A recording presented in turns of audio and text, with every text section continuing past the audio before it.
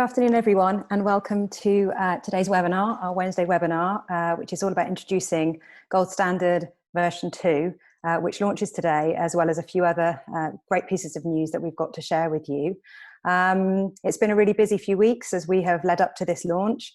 And I'd just like to introduce myself, Sophia. I'm the Director of Campaigns at the IAB, and I'll be talking on this webinar with Tina and Nikesh, who are in our ad tech team.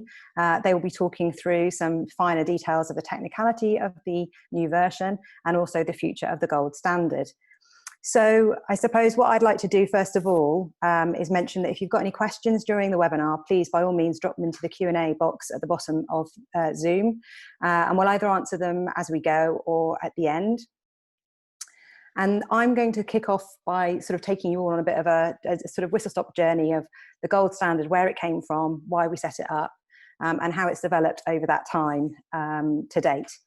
So really just to sort of provide a bit of context, in 2017, many of you will remember there was quite a lot of challenges, and there was rising concern in the digital advertising industry around supply chain, around issues such as brand safety and ad fraud. Those sorts of topics were rising in the news.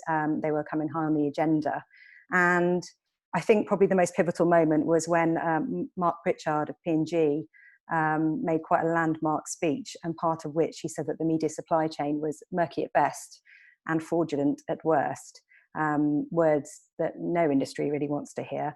And as the IAB, as a trade body for the digital industry, we knew we needed to support and bring people together and find a way to help amplify those businesses that were doing things completely right and really well, and help companies to work towards what they needed to be doing.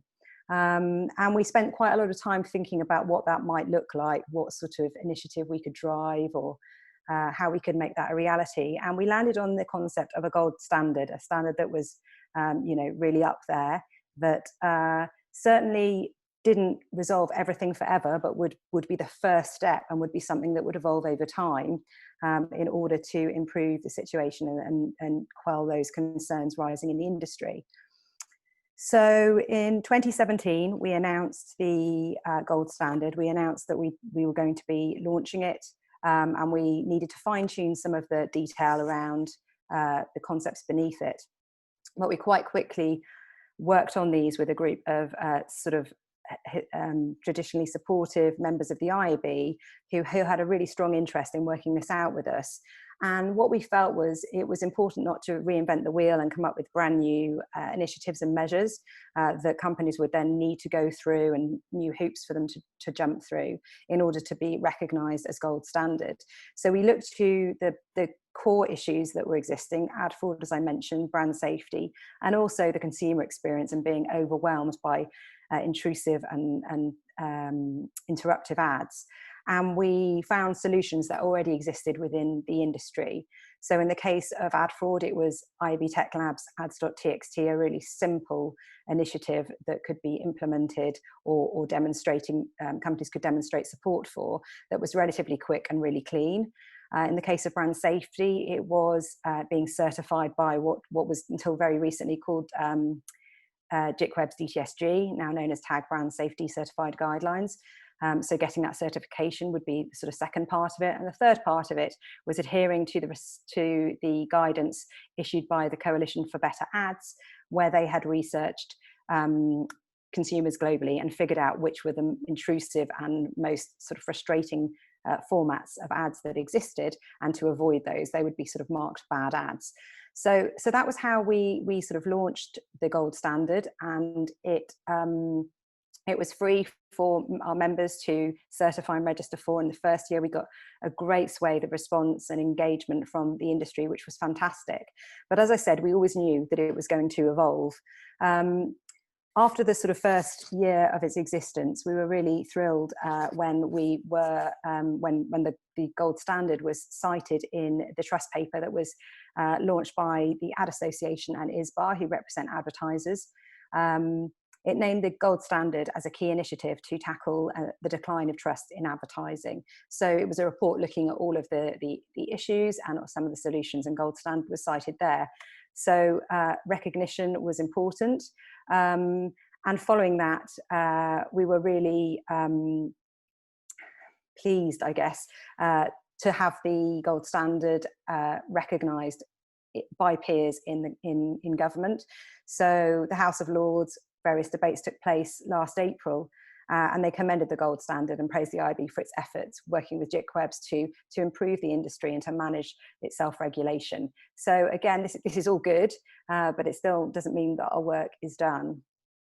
As we thought more about the gold standard, we realised we could tighten some of the criteria that we already had set out, which is where we sort of set some minimum requirements as part of the evidence submissions that companies needed to supply in order to become certified. And that saw the launch of Gold Standard 1.1, which came out last year. And at the same time, we had seen and heard a lot of engagement and encouragement from the buy side of the industry. So agencies were keen to be certified and were doing so. Advertisers were clearly very pleased to see that there was something they could buy in, they could understand, they could identify companies as buying media correctly, as avoiding fraud and being on brand safe environments. So the advertisers were showing interest in this initiative. So we thought about how we could involve them. Brands themselves can't be certified, it's not relevant to them. But what we defined was that they could show their commitment. And we launched in December of last year a scheme where brands could commit to the standards of the gold standard. So they would prioritize working with gold standard certified companies. They would encourage any suppliers that weren't already certified to become certified. And they would also educate their teams, or we would help educate their teams to make sure that they were really clear on what the gold standard stood for and why it was so important, and things that they needed to consider in their media buys.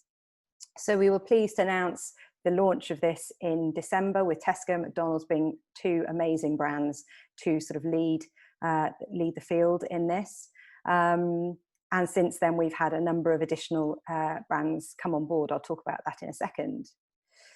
We had some great sort of quotes and comments and feedback on the gold standard, both from those that have been certified and the advertisers. And James from Coca-Cola here talks about the fact that the aims of the gold standard reflect what they consider to be one of the most important challenges in digital advertising today for all brands. So there's definitely support for brands to get behind it and for their peers to get involved in it too. Another aspect of the gold standard that we were really pleased to sort of witness was when we did our PwC ad spend study in 2019 for the full year. So we annually measure the size of the market, and we were able to discern from that data that the companies that were gold standard certified were actually growing by more than twice the rate of those that weren't gold standard certified. So you can see here 17% was the total display market growth. Gold standard companies grew 21%, and those that weren't certified just 9%. So there's a commercial benefit in being certified. The money, the advertisers are starting to support these companies, and it's important for them and their bottom line. So amongst all of that, we're really conscious that we're talking about a standard, and that comes with some responsibility. We need to make sure that we're being sort of robust in our measures, that we are being transparent, and that we're sort of tackling it, managing it the right way.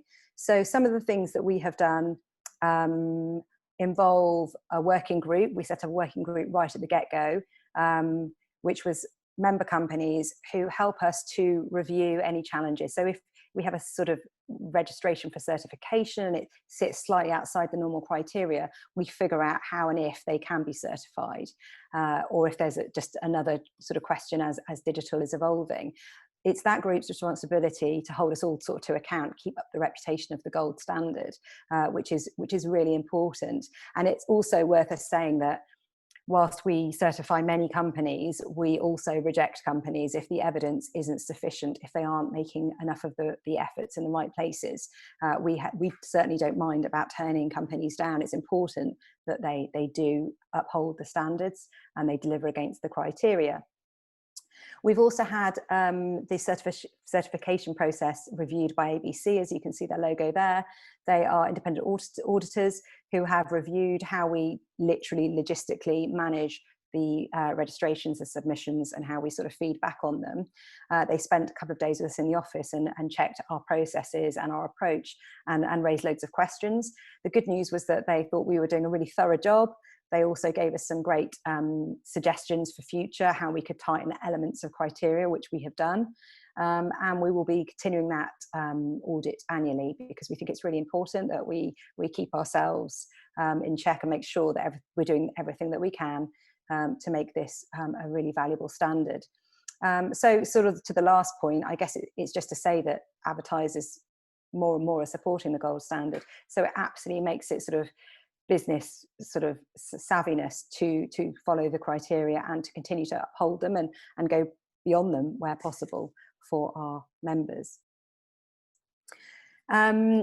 We've engaged 11 brands now in terms of supporting the gold standard on the scheme that I mentioned. We are thrilled today to be able to announce 2 of those. So Coty and Unilever have just recently signed the commitment. We are in the process of doing training with all of these brands. They are really behind what we do, and this is great, you know, to get sort of such big brand names, and Unilever within the FMCG space is fantastic. So we encourage the whole industry to get involved, and you can get in touch on the gold standard email address or just check out the site. There's plenty of information there about how to get involved for you or one of your clients if they are interested in getting behind the gold standard. Emma Saxena, the UKI media director of Unilever, also provided a fantastic sort of feedback on the gold standard, and we've released a press release today, and there's a bit more detail in there. But she talks about the fact that, you know, for Unilever it's really key, the cross-industry collaboration is vital to them, and that really as the criteria for the gold standard has become more robust, they feel it's really important for advertisers to get behind it and invest accordingly. And I know we'll come to talk about this with Tina in a little bit. So a really exciting day for us to launch quite a few bits of news. I'm now going to hand over to Nikesh, who's going to take on the slightly trickier task, but he does it seamlessly, of talking through version 2, a little bit more of the technical aspects to it. So Nikesh is our ad tech and standards manager. So welcome to Nikesh. Thank you very much, Sophia.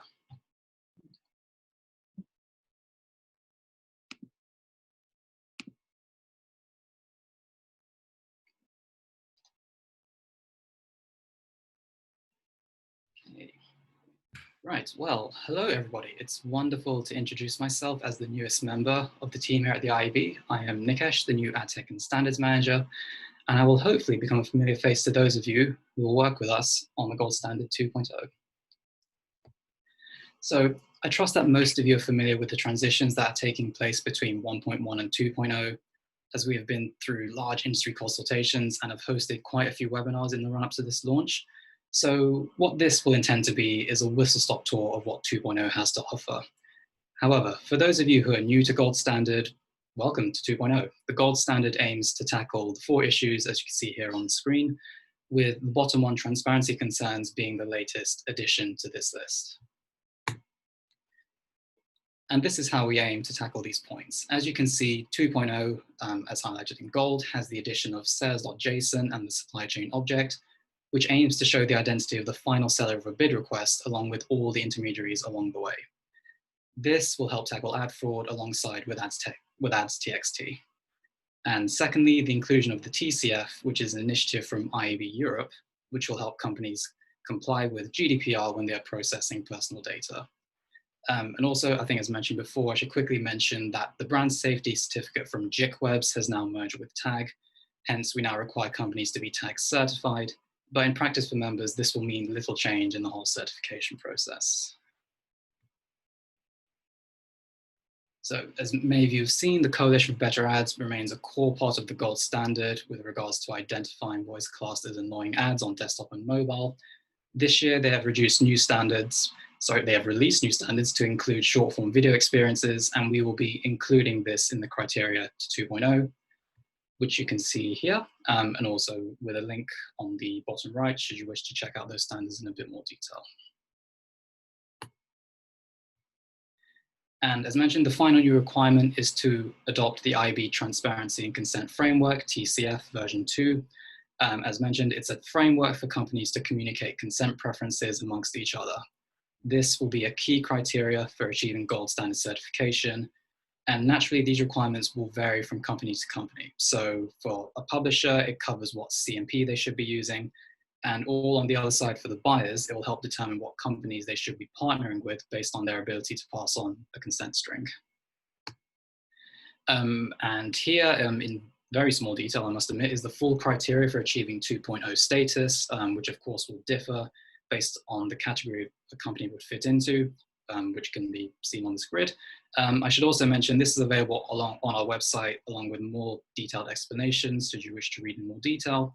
And as I mentioned earlier, on the webinars in the run-up to this launch, there is a link here at the bottom, iabuk.com/webinars. For those of you who wish to revisit them, or for any new people on board who want to learn the finer details of the gold standard. So, of course, we are all very flattered by the overwhelming uptake we have received for 2.0. We work very closely with the industry, our members, our gold standard group, to continually develop the gold standard. So thanks to everyone for all of your support on this initiative. And as you can see here, the numbers speak for themselves when we look at the total number of members who are registered and who have already certified. And as you can see, under our wonderful new 2.0 logo, we have the number 10 under this. So we are very excited today to announce the first of our members who worked with us to achieve 2.0 certification. And we would also like to thank these companies for their ongoing support. So with regards to how we roll out the rest of 2.0, what we're going to do is anyone who's still on 1.0, these companies we will get in contact with first to get them 2.0 certified. And the reason for this is because 1.0 will be made redundant. Any new company wishing to get involved in gold standard will have to jump straight in and get 2.0 certified. However, as a lot of companies are 1.1 certified, so anyone who is certified for 1.1 as recently as September, you will not be required to certify for 2.0 until your renewal date, and we will get in touch with you about this. And for any general queries about this, please get in contact with me at goldstandard@iabuk.com. So yeah, thank you very much, and I will pass on to Tina Carney, our head of AdTech. Thank you, Nikesh. That was really helpful just to run through what it's all about. And as you say, just outlining some of the companies that are involved. So yes, Tina is going to be joining us now to, I guess, look a little bit more towards the future of the gold standard. What does it look like? And I guess we're going to do a little bit of a double header here. I'm going to ask a few questions that I certainly come across. My focus is more around the advertisers. And I think Tina's going to sort of provide a bit more background to them. So Tina, welcome. I think we'll... Thanks. Yeah, no, I'm excited. I think that was a really good overview of where we've got to, where we came from and where we are today. And yeah, no, looking forward to talk to you today about the future. Brilliant. Thank you, Tina. So one of the questions I certainly have been asked, I work, as I mentioned, quite a bit with the advertiser side, whereas I know you are talking more with those that are being certified, more on the technical side of things. But one of the questions that some of the brands ask, if they have markets beyond the UK, which many of them do, they might be operating in France and the US. If they commit to the gold standard and they want to work with gold standard certified companies, how does that work on a global level? So outside of the UK. So a bit of understanding about the kind of global focus of the gold standard. Yeah, sure. Yeah, it's interesting that you say that you get that question from advertisers, because actually when working with the ad tech companies too, a lot of them also have a global footprint. So this is a question that we get asked all the time is this standard globally recognized and how can we make it so? My answer to that is that is actually the initiatives that make up the gold standard are globally recognized themselves.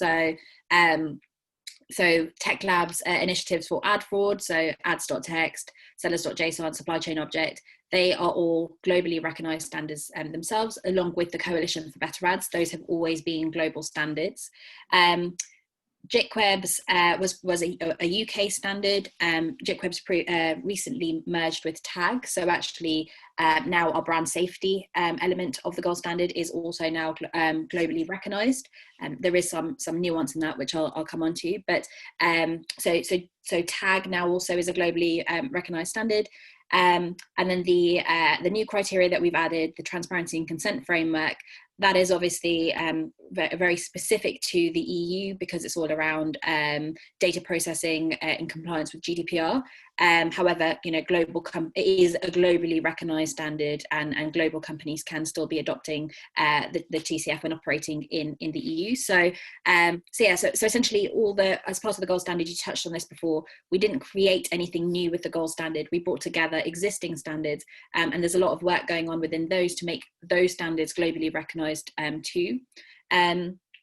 We are in constant conversation. We know it's something that our members want us to move towards. So we're in conversations with IABs across Europe around how we start to get the certification recognised there. I'm aware that IAB Sweden launched their version, or kind of a very similar version to the gold standard in their market quite recently. And yeah, so those conversations are definitely happening. They move slowly, but they're definitely headed in that direction. We know that that's something that our members want us to work towards. What I would say is that for anyone listening to this call, or just anyone who's involved in the gold standard, if you are certified for the gold standard and would like the certification to be recognised in other markets, then what I just request you do is contact the local level IABs in the market that you operate, and just let them know that that's something that you would like to see in that market, because that can help us in our conversations, if they are aware that there is kind of appetite from their member companies to see it too. Great, thank you. That's really, really helpful. And then one of the things that certainly we sort of noticed in the press recently, there was a bit of a story. Some of our delegates today will have heard of this, some won't have done, but it was around the news site Breitbart and a new type of ad fraud that's related to ads.txt. And obviously ads.txt is one part of the three parts of the gold standard in terms of ad fraud reduction. So can you just give us a little bit more around that, and how we can make ad fraud even stronger in what we're doing on the gold standard? Yeah, sure. So I guess what I would say in response to that Breitbart article or piece recently is almost what I would say when anyone kind of asks me about the aims of ads.txt and what it's trying to achieve. So I guess to answer that, ads.txt is one tool within ad fraud to address a very specific type of ad fraud. So there are multiple different, ad fraud takes on so many different forms. Ads.txt was introduced to address domain spoofing specifically. It's one tool that should be used in conjunction with a number of other tools available to address ad fraud. And we are, so you've seen with the evolution of introducing sellers.json and supply chain object, we're constantly looking to see how we evolve the ad fraud criteria. One of the opportunities that we have, one of the considerations that we can make, is that there are certification programs within markets. For example, the tag certified against fraud certification that exists, which certifies companies against fraud more broadly, so beyond just domain spoofing. And I think that we are constantly looking at ways that we can evolve the gold standard, and considering, do we introduce tag is one of those things that we're talking about. What I would say is that we always have to, when thinking of developing the gold standard, we always have to kind of tread a delicate balance between keeping the costs of the gold standard affordable, so that it's a standard that the whole industry can adopt and adhere to. It's not an elitist standard that has a high cost barrier to be a part of. But at the same time, we do need to make sure that the standards are robust and are actually making a difference in the areas that we're trying to address. So yes, that's kind of the constant balance that we're trying to achieve. And I think that, the work that you do with trying to engage with advertisers is a really important part to that, because if we are able to get advertisers to commit to working with gold standards certified companies, and that's where they commit their money goes to, then actually it makes it easier for us to kind of increase, to raise the bar on the standards, and perhaps introduce some criteria that does bring extra cost to it, because the costs of it can then be justified if that's where money is flowing to. So essentially there's kind of two parts of the conversation that we're always trying to juggle, but it is an area that we are looking to see how we can evolve it. Just while we're on this bit though, I will just address one of the questions I saw in the Q&A, which was, can you briefly cover some of the commercials? I've previously researched achieving gold standard, and whilst we practice it, you make it difficult for companies, financially difficult for small operations to achieve it. So thank you for that question. Yeah, it's interesting to hear that feedback. So to cover the commercial side of the gold standard, there are no direct costs associated to the gold standard. So we require companies to be a gold standard, to be an IAB member to be part of the gold standard. And then the other cost associated to it is the tag or previously JICWeb's DTSG certification. The reason for the costs of needing to be a member for the gold standard is that there's obviously some kind of, there's a lot of work involved in certifying companies. So it would be kind of unmanageable for us to be able to certify any company if that we do need them to be our members to be able to justify the cost and resource it takes for us to be able to certify companies. With the JICWeb DTSG or tag costs, those costs are proportional costs. So the costs are based on a percentage of your turnover, so should be proportional to your business size. Again, we appreciate that, yeah, essentially, and that's kind of the considerations that I was kind of mentioning we need to always consider, is that there are smaller companies involved in the industry, and we do try to keep the cost of the gold standard as minimal as possible, which is why there are no costs from us as IAB to be a part of it. But to be part of some of the other initiatives there are, because there are other kind of audit costs involved. But we do work with and ensure that those costs are kind of kept proportional to your business size. Thank you, Tina. Thank you for answering that question as well. That's great. And then really for me, and the sort of final kind of question is more around the long-term vision of the gold standard. You've already touched on that when we talk about global and so on. But how do you sort of see it evolving more broadly in the future? What is the aim? Yeah, so I kind of touched on this a little bit in where I was talking about how we evolve ads.txt. So I guess the kind of overall long-term vision for the gold standard is that for companies who are doing good to be financially rewarded. And by financially rewarded, we mean that companies who are adopting best practice in these areas that are concerns for advertisers, the ones that are adopting the best practice in those areas are the ones that advertisers are choosing to spend their money with. So I guess that kind of ties in very closely with the work that you were doing, which is to raise awareness and adoption from and commitment from advertisers to put their money behind gold standard certified companies. At the same time, we can understand from the advertiser's perspective that we are currently not at the position where we can ask advertisers to only work with gold standard certified companies.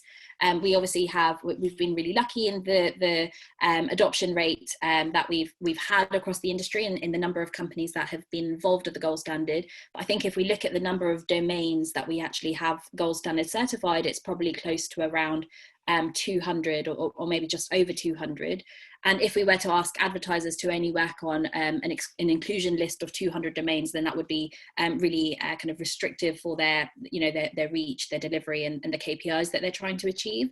So in hand with trying to raise commitment from advertisers, we are also working very much with trying to raise kind of continue to drive adoption and certification across the industry, especially thinking of ways that we can certify smaller publishers, that more of the long tail publishers, because I think that all kind of plays a part in being able to build this ecosystem where we have kind of a ring fence around the companies that are doing good within the industry, and it's big enough for advertisers to kind of be able to commit towards. And then the kind of one of the other things that we're thinking about as well is that when we do get to that point, and when we are definitely heading in that direction, is how it's one thing for an advertiser to be able to say, we commit to doing this, but how do we actually enable them to do this in practice, like through the supply chain, where they don't necessarily have control over the last touch point that the impression goes through. So it's like, how do we enable advertisers to to actually achieve this in practice. So that's one of the things that we are kind of in conversation with IAB Tech Lab about is, are there ways that we can perhaps introduce the certification status of a company within a bid request, so that there's some kind of filtering that can go on with that. It's a conversation that we're having. There are some challenges with it as well, because if certification status doesn't change more often than on an annual basis, then is it putting an unnecessary amount of pressure on the system to process this extra data field, when actually that data field is not really going to change on a regular basis in real time as frequently as the bids are reviewed. So yeah, it's definitely a conversation that we are working towards, and we're kind of always open to suggestions on how we can help achieve it. But yeah, that's kind of an area that we're looking at as well. And I guess more broadly around the long-term vision of the gold standard, we're always open to hearing from the industry, to hearing from our members, and hearing from kind of anyone in market that's willing to feedback to us around how they think that we should evolve the gold standard. So if there's anything that you see in the gold in the industry that you want to question around, how is the gold standard working in those areas, or if you see any areas that we can improve or would like to see the gold standard developed to cover, then please always do just get in touch with us. We're always willing to take on your feedback, and it's just goldstandard@iabuk.com, and yeah, we always welcome that feedback and input. Definitely. Very well put. Thank you, Tina. And I think we've got one more question for asking about publishers and platforms that have no endpoint CMPs aren't currently able to support. How will this impact applications for Gold Standard 2.0? I don't know whether you're able to answer that one off the top of your head, Tina. It feels like a mean one. If I'm right in understanding that, I think that may be referring to inventory types where there aren't TCF supported CMPs at the moment, or even, if I'm not mistaken, there are some environments where a CMP is just not even possible within, like, say, the smart speaker environment, for example. It's something that we are aware of. I guess this is one of the things that we kind of try to make clear with the gold standard, is the kind of the remit of the gold standard. So just because of the initiatives that make up the gold standard, it is limited mainly to display inventory, like video and display inventory. We are looking at ways to some of the initiatives actually expand to other inventory types, and what we're trying to do, and actually if anyone has a look at our website, you'll see that we've kind of redesigned the way that we display certified companies, is that we're also thinking of how can we evolve the gold standard to make it clearer on what parts of the business are certified and what aren't. So there may be some companies who are operating in multiple inventory types, and yeah, how do we make it clearer what parts of their businesses are covered and which aren't? In terms of how that directly affects companies right now, we will continue to certify companies on the parts of the businesses that have already been certified, and yeah, it's an ongoing conversation around what do we do to kind of make it clearer that parts of the business aren't certified. So I hope that answers that question. Lovely, thank you, Tina. I think that sort of, go on, were you going to say something? I was just going to say, I just saw a follow-up question coming in on kind of a follow-up question to the earlier one around the costs of the gold standard. So the response was business turnover is not necessarily reflective. We spend predominantly on TV, which takes us into the highest tier, even though the digital spend is low. I would recommend speaking to JITWebs about that. I don't want to kind of misquote, but I understand that it should be relative to the type of inventory that you are trying to certify against. But yeah, I don't want to kind of misquote on that. So I would really recommend speaking to JITWebs around, to TAG now, around what parts of your business actually you need to take into account when you're considering total turnover. I think that is something that they do take into consideration. So it may just be worth a conversation there. But to the person who has that question, if you want to get in touch with us on goldstandard@iabuk.com, we'll be happy to pick up with that with you.